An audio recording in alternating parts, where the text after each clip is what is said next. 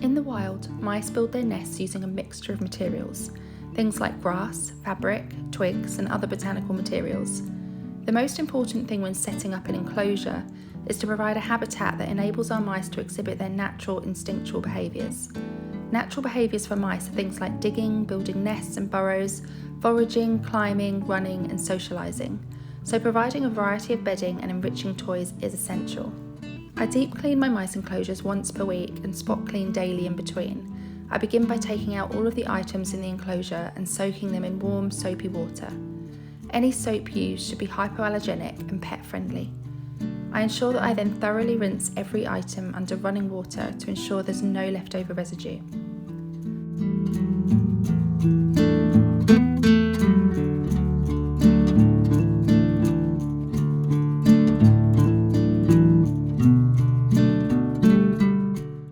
When removing soil bedding from the enclosure, it's really important to wear gloves.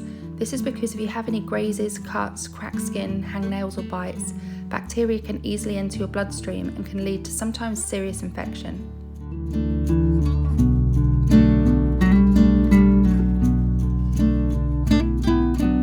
Spray a damp paper towel with hutch cleaner and wipe all around the enclosure.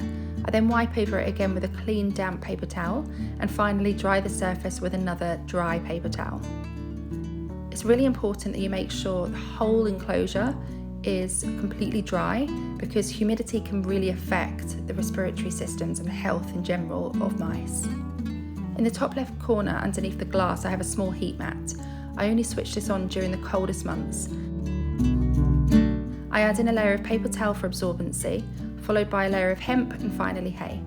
Combined, this gives my mice plenty of nest building choice and enough structure for them to build their burrows, which consist of nest, several tunnels and entrances, and often lots of rooms. And I do switch their enclosure up every single week just to keep a really good amount of variety and keep it really interesting for them. You can't really overcrowd a mouse enclosure, they love to keep busy.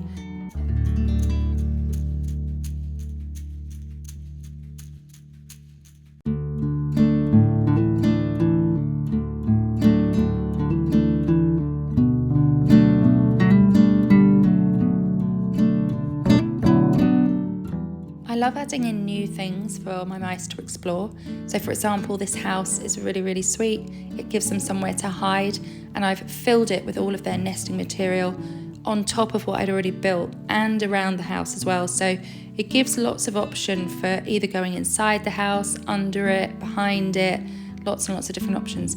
Now, if you have a glass enclosure, these hooks are really good because you can attach them to either the roof or the sides of the glass and you can hang things in there.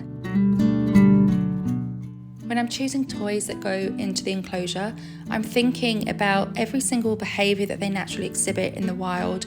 Even domesticated mice, they instinctively have those behaviours inbuilt, so I'm catering for every aspect of that.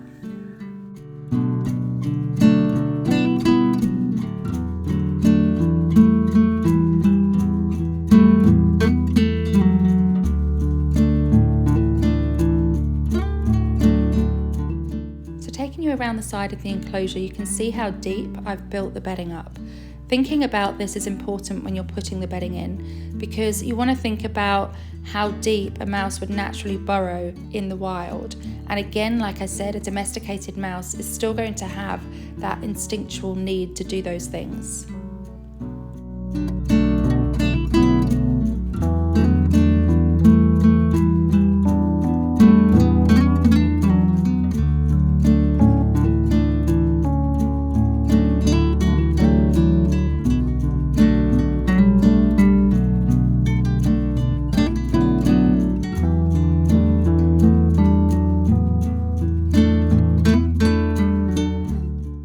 Mite spray around the enclosure and also over my mice. And then I add a drop of wormer to their water once every 3 months.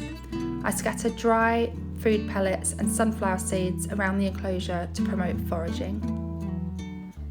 Fresh food and fresh water is really important every single day.